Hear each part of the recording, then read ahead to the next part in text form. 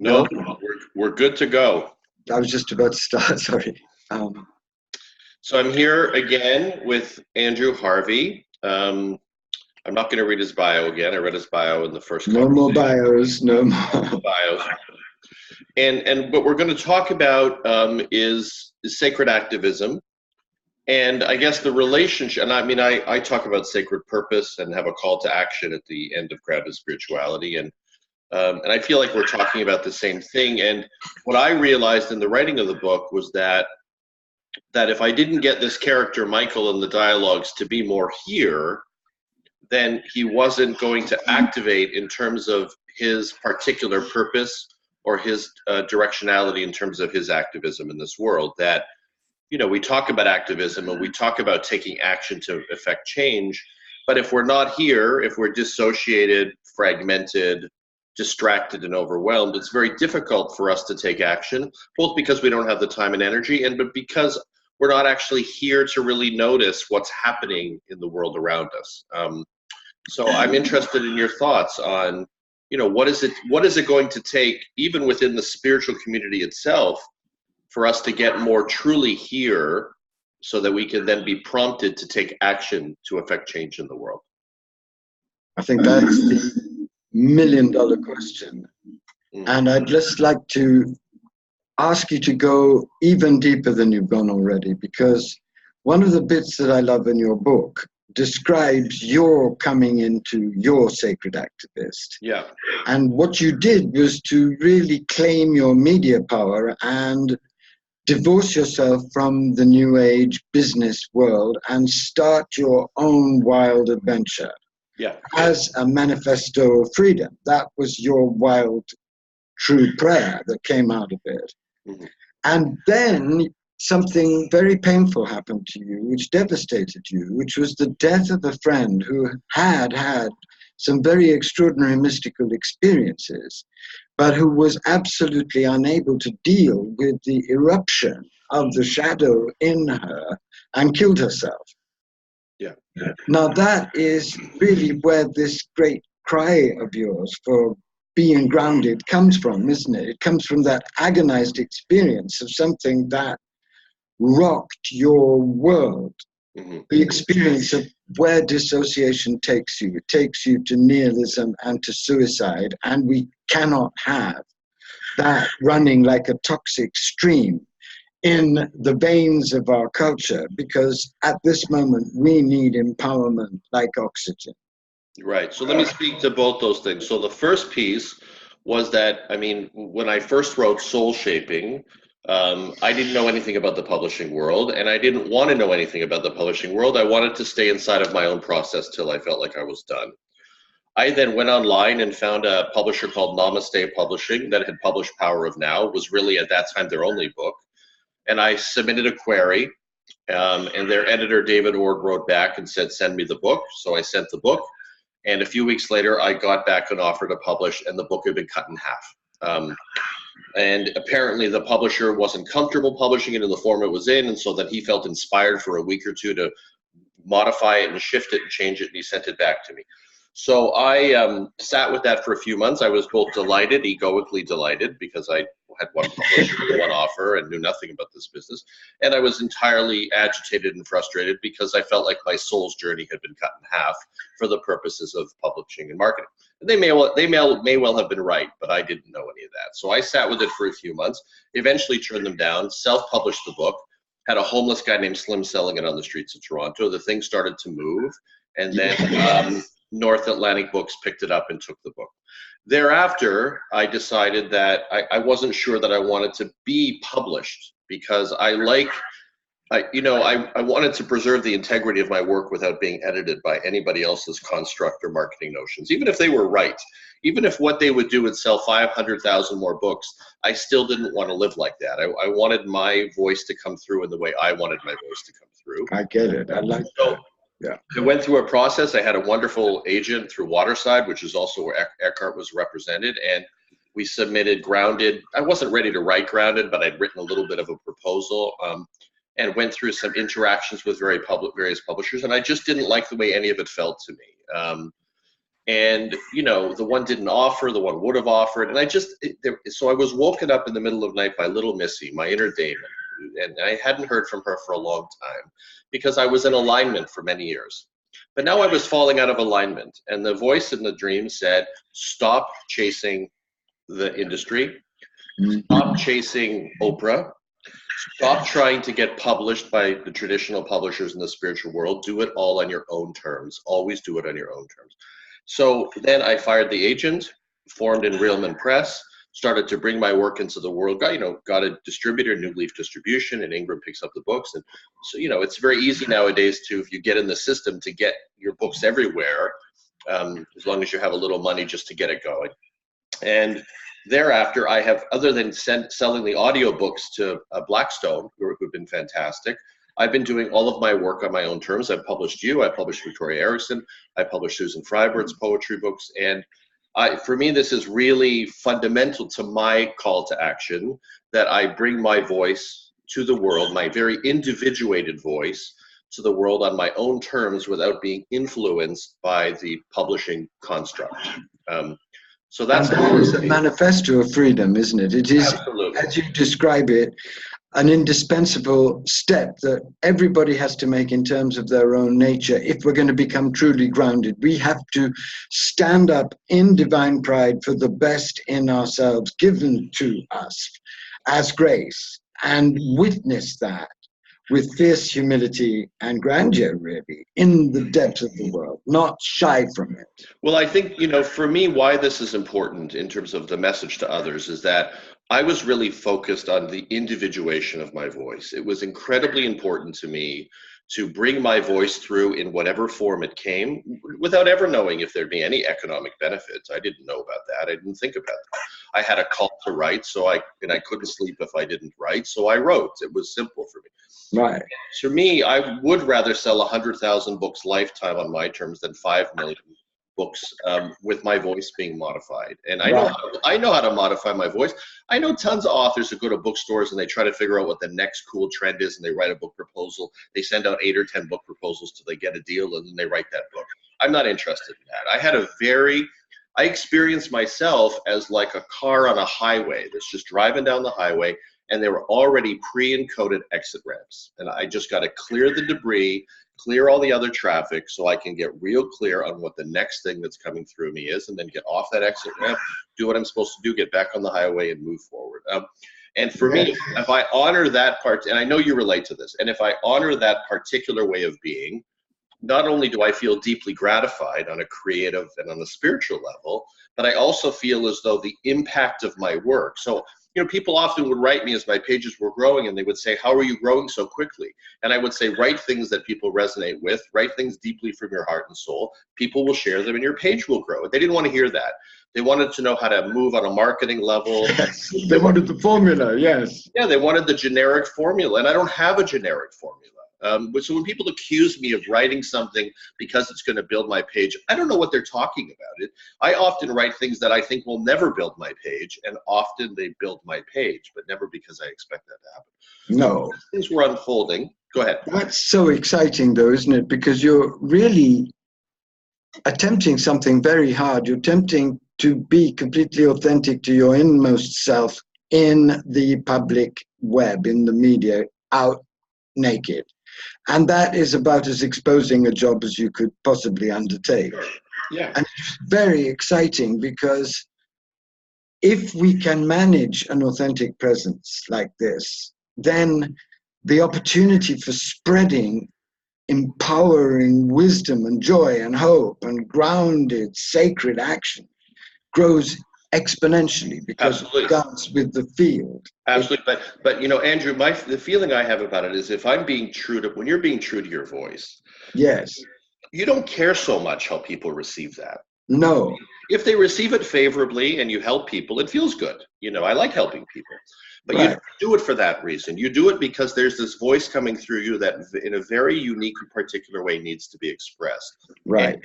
And as a result, it's kind of a buffer against the criticisms of the world, because what are they going to say? I don't resonate with that. Okay, well, it's my voice that feels comfortable.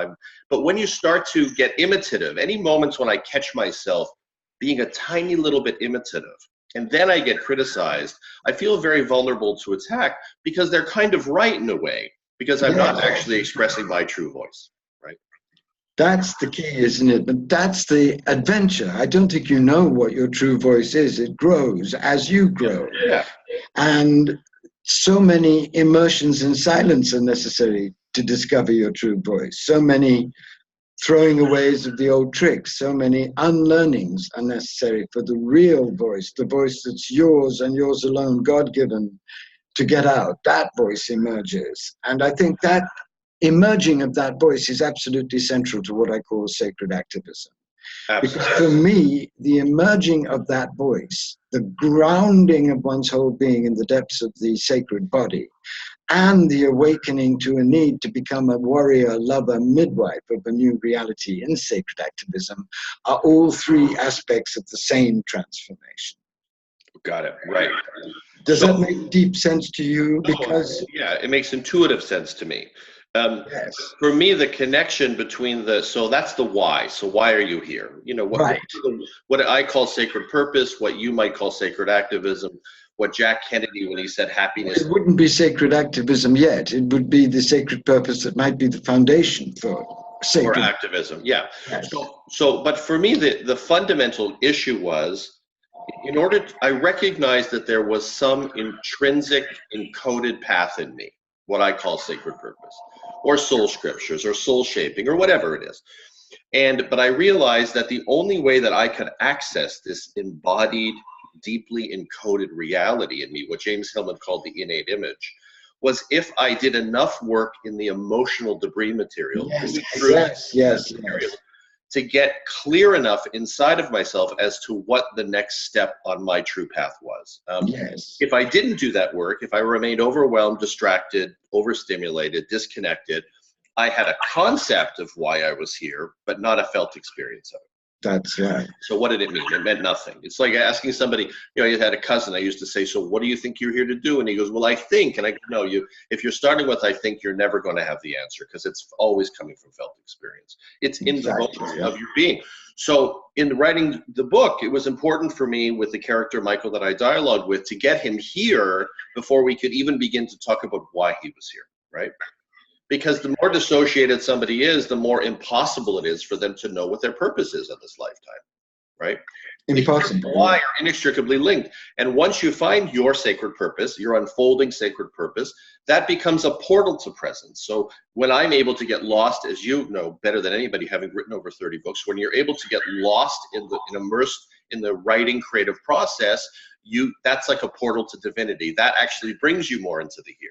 So the here and the why start to dance together beautifully. Completely, yes.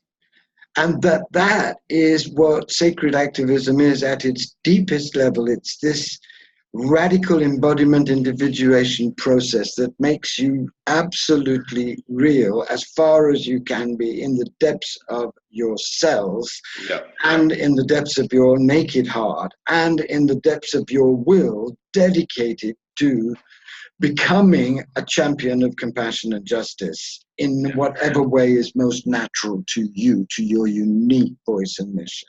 And I think what has to happen, though, I noticed that I had to spend many years inside of my own very particular and very private individuation work. In other words, I had to reach a stage where I'd done enough work on me, just enough work on me, to be a little tired of doing work on me, to then start looking outward to figure out, now where was I to bring this voice out into the world itself. Right. When I tried to think about precisely what I was going to do in my 20s, late 30s, early 30s, became a trial lawyer, was going to go and change the world through trial law, I don't think that I think that was a soul carryover from some past life trial law life. I knew in an early part of my life in this lifetime that I was going to be a trial law guy. I knew I was going to work with Eddie Greenspan. I used to say it when I was 12 years old, so I knew something.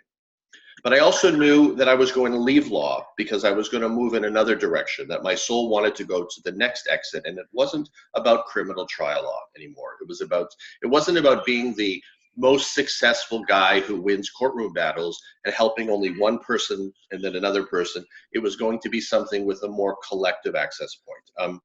And I knew that, but I hadn't done enough work yet. I had done enough work to become a criminal trial lawyer. I didn't have to do much work. I just had to be a feisty guy who fought with his mother and knew how to fight in the battlefield and could go into the courtroom, do the same thing in a courtroom. Yeah, you had to be a scrapper. Yeah, but to become someone who could write the things that I write about now, I had to live more. I had to suffer more, and I had to grow more in my individuation, and then reach a stage where I was a little done with me, and then began to look outward to ask the next question, which is, what am I here to bring to the rest of the world? What's my offering other than to heal on the, and healing within the individual terrain is fantastic, is a beautiful offering in and of itself. But once you've done enough of that, you start asking the question, how do I help the world? That's so important, because one of the things that I feared when I started to read your book was that grounded spirituality could become the kind of obsession with embodiment that makes people unable to actually risk their energy in doing real good in the world, because you have to have a sacrificial edge to your service. You can't just endlessly pamper yourself and gaze deeply and see if that your yogic body is perfect. There are people to feed, there are causes to stand up for.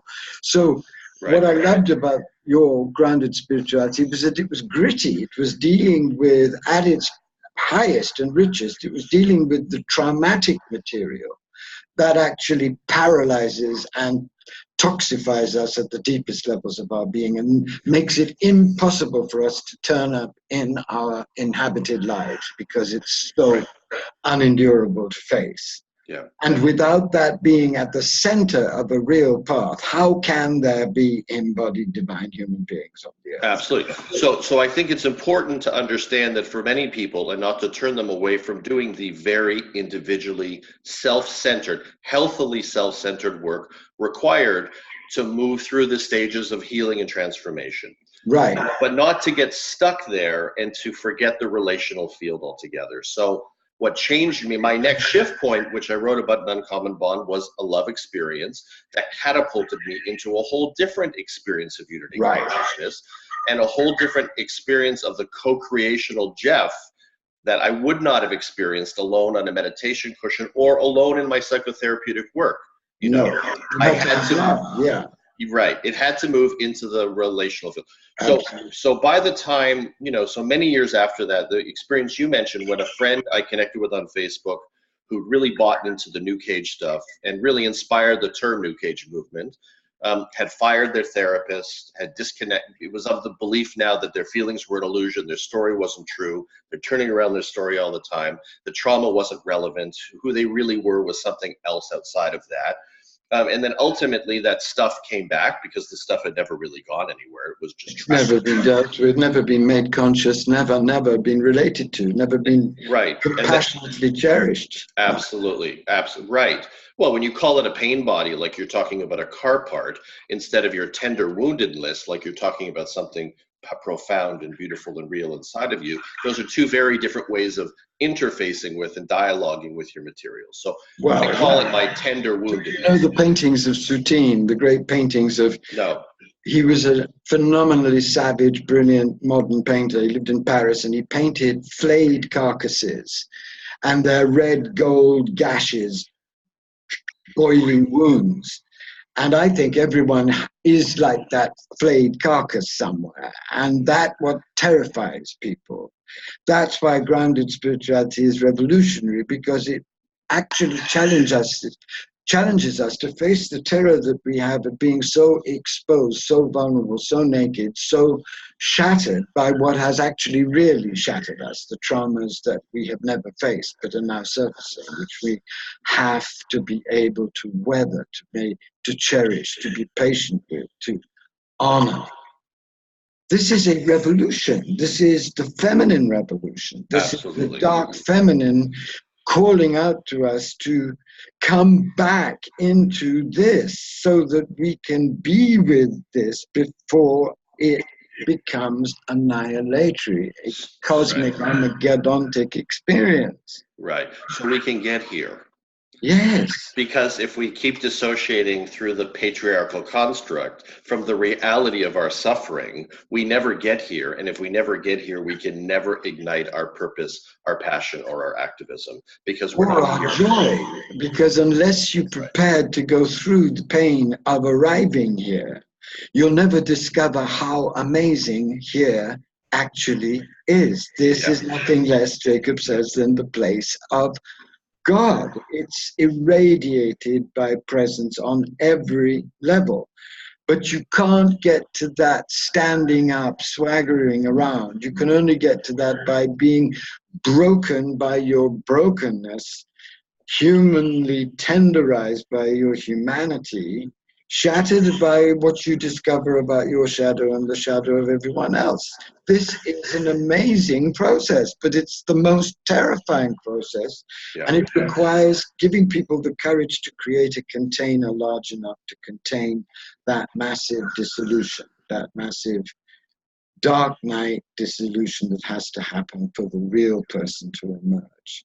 Well, and so when you're caught in a so-called spiritual world that's all about denying the veracity of your suffering, you see that and this is what activated me. So when my friend began to threaten suicide and then did in fact hang herself, right. I was at a stage in my own development where that prompted me into action. That's when I began to write about patriarchal spirituality more actively. That's where I defined the New Cage movement. That's when I started to critically review and go after all of these teachings, because I understood that this wasn't just some little game. It's lethal. It is terribly dangerous. It's demonic. It's the torturing of the soul. It's the sapping of the conscience. It's the breaking of the spiritual spine of humanity. It's very serious because it's a rot so rotten. Yeah, absolutely. And you analyze it ferociously in your book, in that savage attack that you give, I think, very, very nobly and really about the spiritual world as a kind of mad Hollywood. And you're right. That's the source of so much of your noble activism, is that rage and that fury against the selling out of the gritty glory of the real part, the gritty glory of it. So here's the interesting part in terms of what we were talking about earlier, that I was aware of some of the insanity and the destructiveness of this so-called enlightened spiritual world long before that. But because I was still caught up in my own unresolvedness in many ways, I could not take flight or take action with respect to it, right? So this is why the individual work that I did for all those years in talk therapy and then in somatic-based psychotherapies, and with Stan Groff's brilliant holotropic work, and at the Omega Center in New York and Rhinebeck, which is just a beautiful place to hold process. All of those stages and steps got me at least to the stage when this came in, when my friend threatened to hang herself and then hung herself. I was now at a stage where I had let go enough of the self-work that had to be done, and I could move into action trying to make the world a better place. And so this is the linkage between the process work to get more here, and then the energy required and the spaciousness necessary to begin to activate in terms of the why we're here, right? I love it. And people jump steps. They jump steps too much. They keep jumping to this bullshit notion of purpose, Andrew, where they don't understand that all that psychotherapeutic work is sacred purpose. Wherever they how can you define your own purpose if you haven't listened to all of the voices defining your purpose for you? Right. From your parents, the conventions, the social chaos around you, the religious messages. My God, finding your purpose is the same as finding out that you are secretly divine. There is no other way of finding your real purpose. So people contact me all the time and they say, how do I find my purpose? I say, go into therapy, start clearing the emotional debris. They go, I want to find my purpose. I want to be inspired by purpose. I go, that is being inspired by purpose. That is intrinsic to your sacred purpose. Clearing the emotional debris, languaging the collective material that we're all holding, this ancestral madness, learning about it, naming it, authentically relating through it, moving through as much of it as you can to the place where you feel more at peace with path, where ancestry feels more at peace with path, where the collective feels more at peace with path. That is sacred purpose, baby. Well, of course it is, because you describe it beautifully, but I think there's one thing that's essential, is that you connect with your own heartbreak. You connect with your own heartbreak that's born from your trauma. How can you know yourself if you're denying the trauma that gives you your most precious psychic power, the agony of your heartbreak at reality, the agony that will lead you very, very far if you're courageous enough to uncover it. So that's why at the end of Bond and at the end of the real experience that inspired an uncommon bond, I was at Harbin Hot Springs for 2 weeks, and I went there to heal from the heartbreak. And I moved through it in my body, and I raged on the ground, on the earth, and I smashed the trees, and I ran through the forest, and I wept in the warm pool during Watsu, and I moved so much material through me. And at the end of it, I sat at the top of Harbin Mountain, looked out, and I knew it was time to write. And that I always knew I would write, but I wasn't ready to write. I was only ready to write after having that experience crack me open so deeply that I could not help but see what the next step on my path was. You had to try to help other people to get into that alchemical, wild mess of truth. Yeah. This is real grounded spirituality.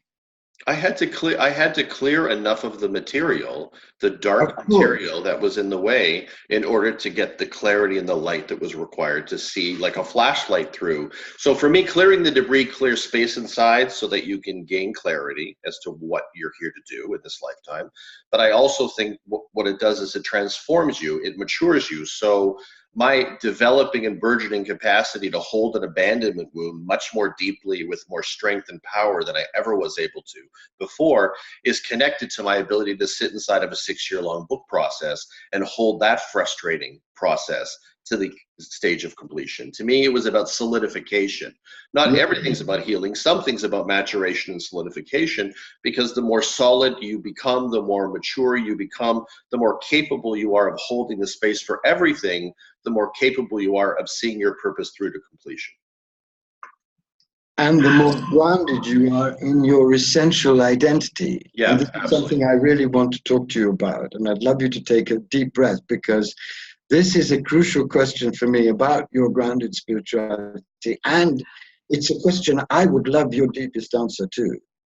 Okay. The great mystery of us as human beings is that we have a consciousness that is, in its final essence, nothing less than that, than the entire void light consciousness that's creating everything, appearing in everything. That's the ground of our being. And yet there are also these multi-layered messes of competing brains and nerves and crazy karmas and utterly vulnerable flesh on every level. And oneness must be the total, mysterious, incomprehensible marriage of those two things beyond thought, in presence. That must be oneness. True oneness. True oneness. And the great challenge for all of us, and I'm plunging in myself in this, is how to discover and maintain the exquisite and terribly demanding balance that's needed to balance the utter transcendence of our fundamental nature with the utter immanence of our actual living, breathing, communicating nature. That's the hardest thing of all. And the human race has taken some very amazing stabs at it, but also done some horrendous mistaken stabs that have resulted in, as you described and I described, this addiction to transcendence, but also resulted in an addiction to immanence, an addiction to the gritty. Yeah, being so grounded as to be buried. Being so grounded as to be buried. So the real key is, how do you come in this solidification process to recognize deeper dimensions of your embodied self? How? Got it. Right. So I think that where I think that I've moved into this in a very different way in some ways than many others who talk about this. I don't think about something called transcendence. I don't even like the word. I say transcend nothing. It's already a word that, yes. Yeah. Now, I know you're not talking about it in the sense that the dissociationists are talking about it. No, I'm talking about it as a fact of mystical reality, the ultimate fact, actually. So the way I think of it is this: we have so much work. I have so much work left to be done within this imminent terrain. Let's say this selfhood, this unresolved emotional body in some regards, these parts that are not yet integrated, woven, clarified. Right. That my experience has been the more deeply I go inside of this, the more deeply I work the weave within this, the more clarified I become within this, the more I naturally begin to connect with and understand something more expansive, or what you're referencing as something transcendent. I don't need to think about transcendence. Right. I don't need to think about awakening. I don't need to think about spirituality. I just need to work this fucking antenna right here on every level. And it's a process that simply doesn't end. There's so many layers of, even when I'm clarified, I know I plateau for a while and the next layer of unresolved material and unintegrated material emerges. So for me, I don't have any problem with any of us moving in the direction of being able to fully embody and really grok what this human mystery is and what the bridge is between this humanness and that thing called the transcendent field. I just think we just need to focus right now on none of that. Well, it might and only this, and we will come to understand that which the divine understands inherently. If we keep polluting this, distorting this, jumping out of this too quickly, we end up bifurcated again, dissociative often if we go too far down that road.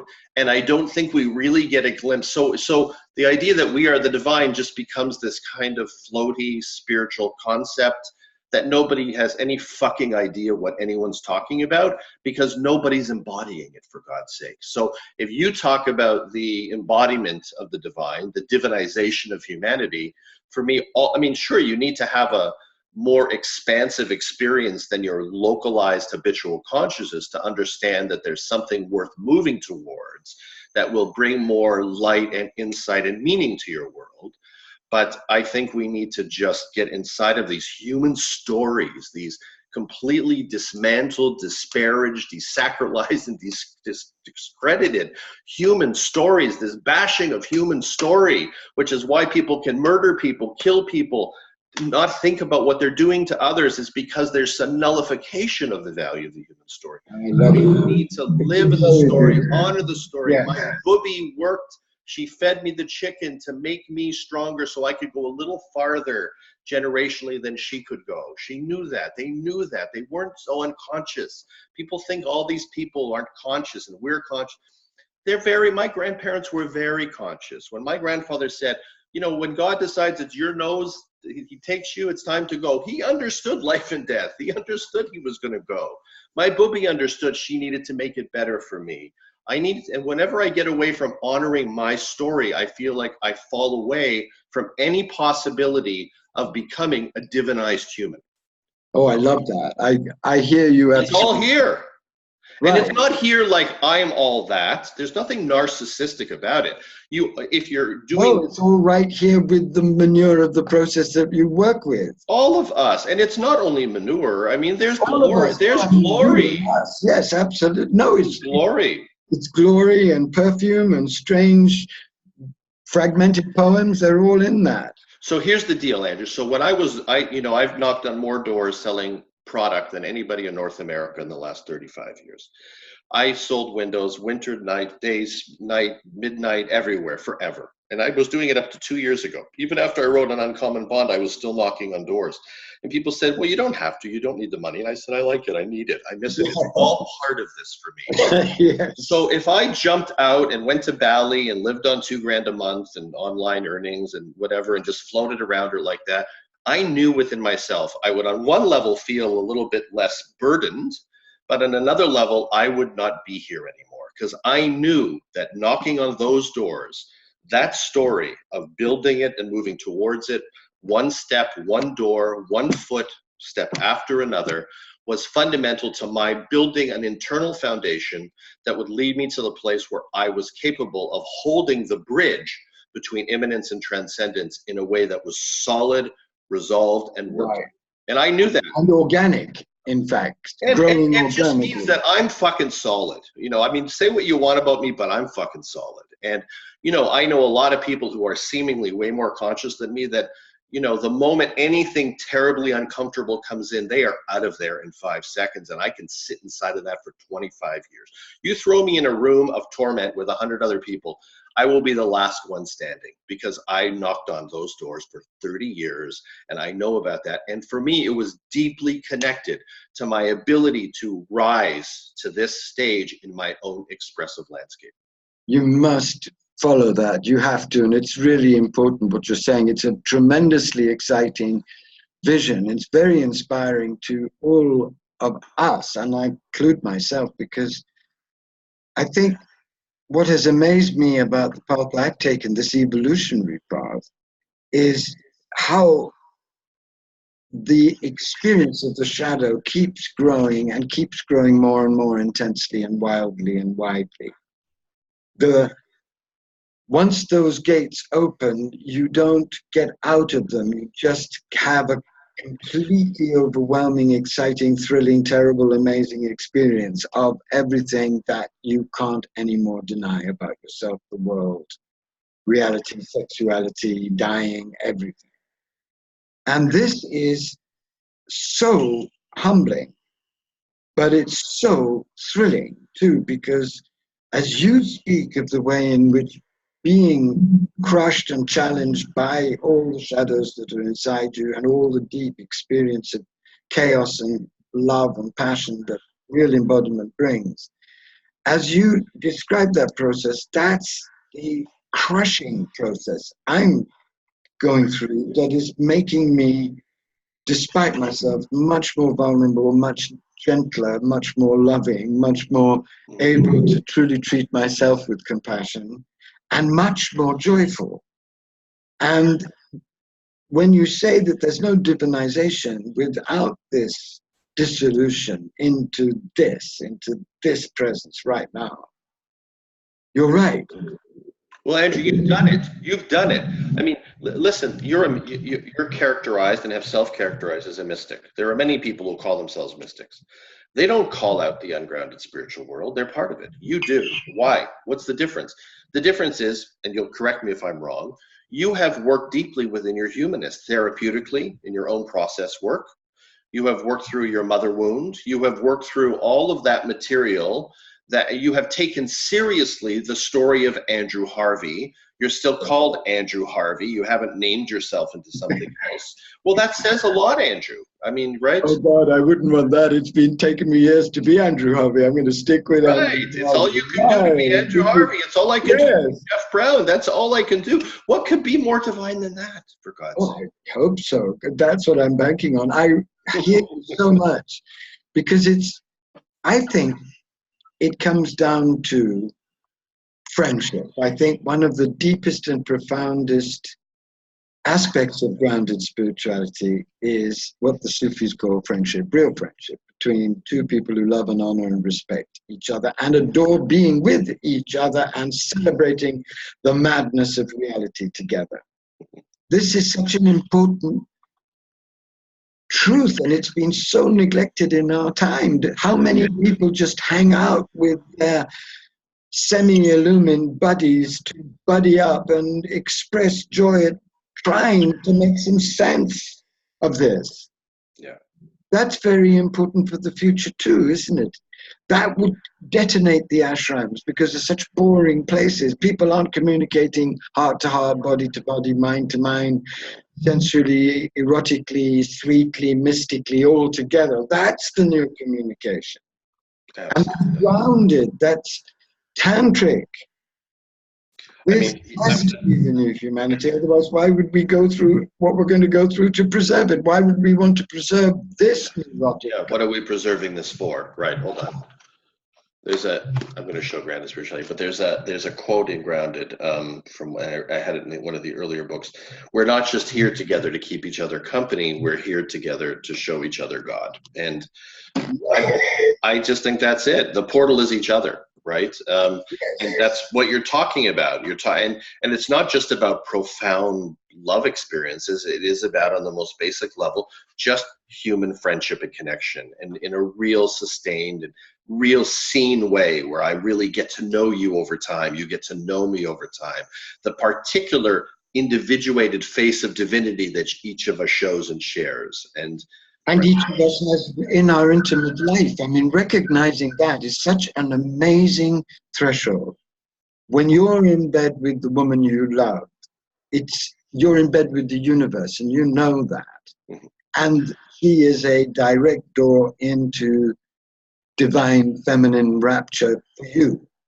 Now, knowing that means that you see your whole life and feel your whole life as a limitless experience, because it may be being lived by Jeff, but it's the whole of life living in Jeff as Jeff's whole of life experience.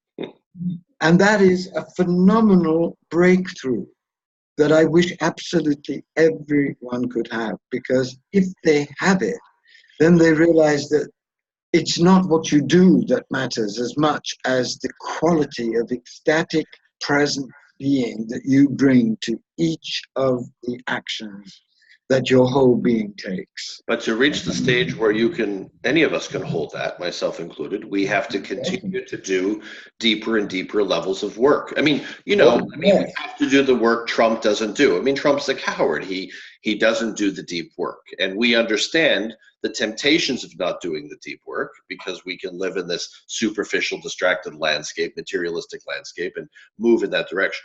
So for me, really, what I understand, even at this stage of my own development, even at this stage of expression, is that I still continue in my interface with Susan, in my interface with you, in my interface with others, to recognize the next levels of undealt with material that are obstructing my capacity for presence. I mean, right, but it just keeps going.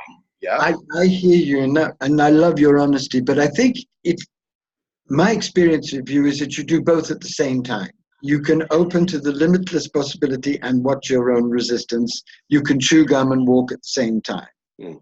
And isn't that consciousness, that dance of opposites? That's awakened relationship, it seems to me. It seems to me that's the new consciousness. Yeah, right. So we're not talking about reaching some perfected state. We're talking about being able to hold all of it at the same time. I think we're talking about that, but I think, and this might be a wonderful place to end, because I'd love to ask your deep feeling about this image of God that I love so much, and the image of humanity, and that is the image of the dancer. I think that the most extraordinary image of the divine ever created is the image of Shiva, the dancer, because all the polarities are in that one soft explosion of perfectly balanced, fierce, gorgeous energy from the core of everything. And what I feel that grounded spirituality and sacred activism are training grounds for the birth of the dancer. Someone who is sufficiently expanded in inner consciousness and sufficiently radically embodied in every cell to dance with this pulsing, breathing, chaotic, gorgeous, expanding oneness at all moments, in all states of consciousness. Not the oneness that betrays the selfhood, but the oneness that we access through the embodied, emblazoned selfhood. The only oneness, because if you read the central text, the Upanishads, it's very clear, as it is in the Isha Upanishad, when it says the self is transcendent, and then it says, and the self is totally embodied.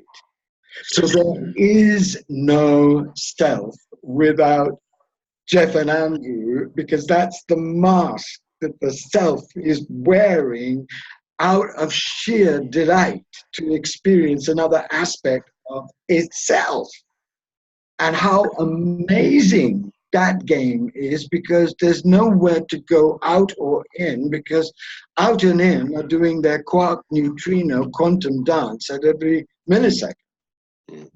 So let me, beautiful. That's not disembodied. That's not getting out of this.